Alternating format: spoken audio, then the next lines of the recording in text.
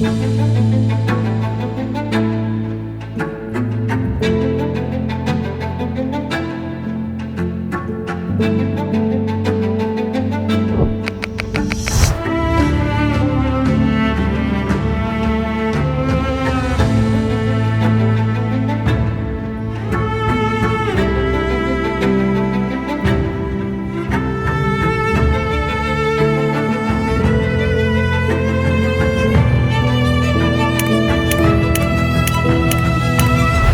saya ingin mengalu-alukan bersempena dengan hari Jumaat Sayyidul Ayyam, Masya Allah, kepada jemaah-jemaah haji Jat Travel yang baru sampai bersama dengan rombongan yang berbahagia Al-Fadhil Ustaz Zain selaku pembimbing mereka juga, Masya Allah.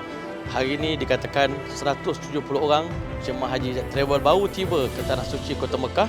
Maka kami mengambil peluang untuk mengalu-alukan ahlan wa sahlan wa marhaban bikum bi dhuyufir rahman. Masya Allah, idza nazaltum bi ardillahil haram fa ni'ma sabahul munzalin. Masya Allah, mudah-mudahan ini adalah merupakan hari yang terindah dalam hidup kita. Tanpa kita rancang, Allah mengatur perjalanan haji mereka tiba di Tanah Suci pada hari Jumaat Sayyidul Ayyam. Maka detik yang terindah ini menjadi kenangan buat kita semua sampai bila-bila, insya-Allah. Kita berdoa kepada Allah Subhanahu Wa Taala semoga mereka semua dianugerahkan oleh Allah Subhanahu Wa Taala dengan haji yang mabrur, insya-Allah. Jadi untuk itu saya mengalu-alukan kedatangan mereka. Mudah-mudahan didoakan Allah berikan kepada mereka kesihatan yang baik, dapat melaksanakan ibadah, datang dalam keadaan sihat dan kembali ke tanah air nanti dalam keadaan riang gembira mendapat haji yang mabrur di sisi Allah SWT, insya-Allah. Wabillahi taufiq wal hidayah. Wassalamualaikum warahmatullahi wabarakatuh.